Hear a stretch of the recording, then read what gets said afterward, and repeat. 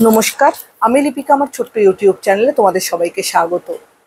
আমাদের জীবনে কিছু শব্দ জানেন তো কখনোই কিন্তু বলা উচিত নয়। যেরকম সময় কম আছে, বা আমার কাছে অর্থ কম আছে, বা আমার বাড়িতে অর্থাভাব চলছে। তো এই কথাগুলো একদমই কিন্তু কখনোই বলা উচিত না।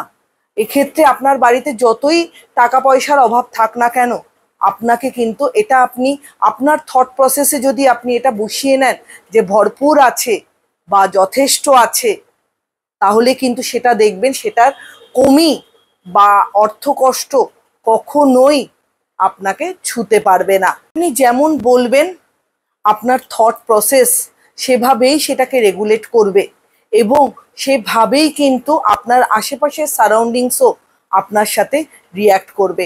তাই কখনোই অর্থাভাবে রয়েছি বা সময় কম আছে এই ধরনের কথা কিন্তু কখনোই বলা উচিত নয়। কখনো মন্দিরে বা গুরুদুয়ারে গিয়ে শুনেছেন যে প্রসাদ নেই? তারা কিন্তু জানে না যে আজকের দিনে কত ভক্ত সেখানে আসতে পারে। কখনো কি এরকম হয়েছে যে কোনো ভক্ত প্রসাদ না খেয়ে ওখান থেকে চলে গেছে? আর এই ধরনের জায়গাগুলোতে দেখবেন কখনোই প্রসাদের কম হয় না। কেন কি এইখানকার মানুষেরা নিজেদের থট প্রসেসে এই থটটা ঢুকিয়ে নিয়েছে যে প্রচুর আছে, ভরপুর আছে, প্রচুর আছে। এই ধরনের পজিটিভ থট তারা তাদের মাথার ভেতরে ঢুকিয়ে নিয়েছে। তারা কিন্তু জানে না যে কত মানুষ আজকের দিনে আসতে চলেছে। তাদের কাছে কখনোই প্রসাদ কিন্তু কম হয় না। প্রসাদ অলওয়েজ কিন্তু ঢেকে রাখা হয়। কেন ঢেকে রাখা হয়? কাউকে দেখতে দেওয়া হয় না। কেউ দেখেও ফেলে তাহলেই তো সে বলতে থাকবে যে এইটুকুই আছে, এতগুলো মানুষ।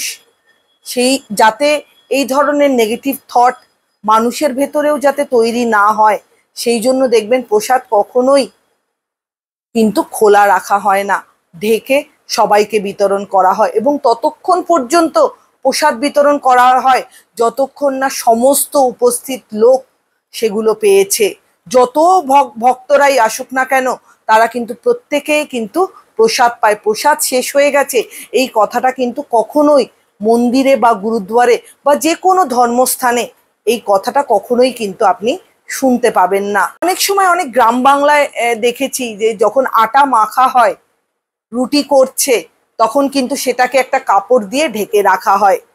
কেউ যদি এসে দুটো রুটি চায়ও, আবার জিজ্ঞেসও যদি করে যে আরো আছে, আরো রুটি দেওয়া যাবে, সেক্ষেত্রে কিন্তু উল্টো দিকে যে মানুষটা রুটি বানায় সে কিন্তু একটাই কথা বলে, তুমি খাও না, পেট ভরে খাও, আরো আছে, আরো লাগলে আমি দেব। তো সেক্ষেত্রে তাকে কিন্তু দেখানো হয় না, সেটা ঢেকে রাখা হয় যে সে যাতে দেখতে না পায় যে কটা রুটির গোলা ওখানে রাখা আছে। তার যেন এই থট প্রসেসটা না হয় যে আমি কম খেয়ে চলে যেতে হবে, কেন কি পরিমাণ কম আছে।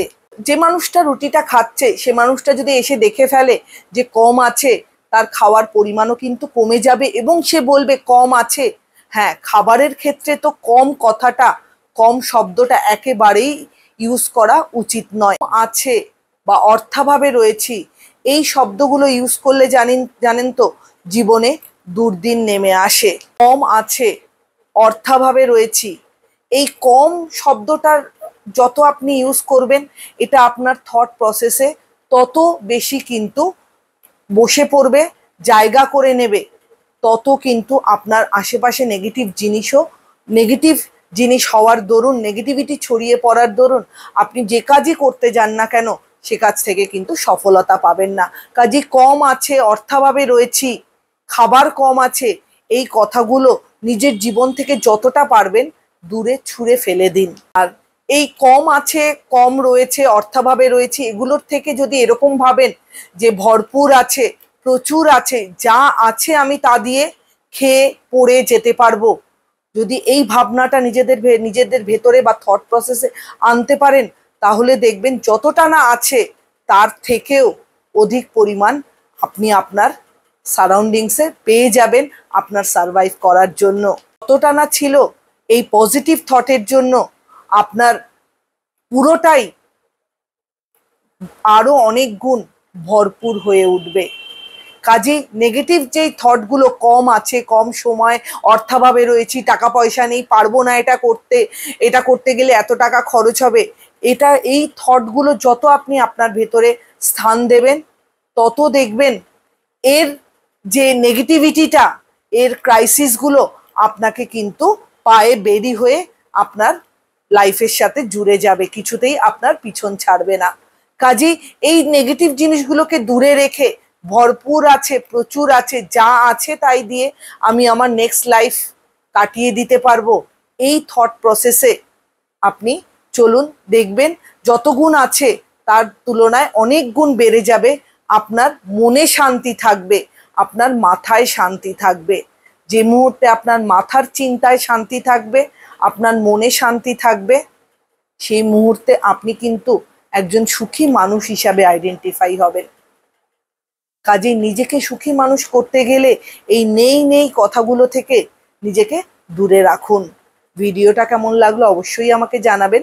ভালো লাগলে চ্যানেলটা লাইক অ্যান্ড সাবস্ক্রাইব করে দেবেন। সবাই ভালো থাকবেন, সুস্থ থাকবেন। নমস্কার।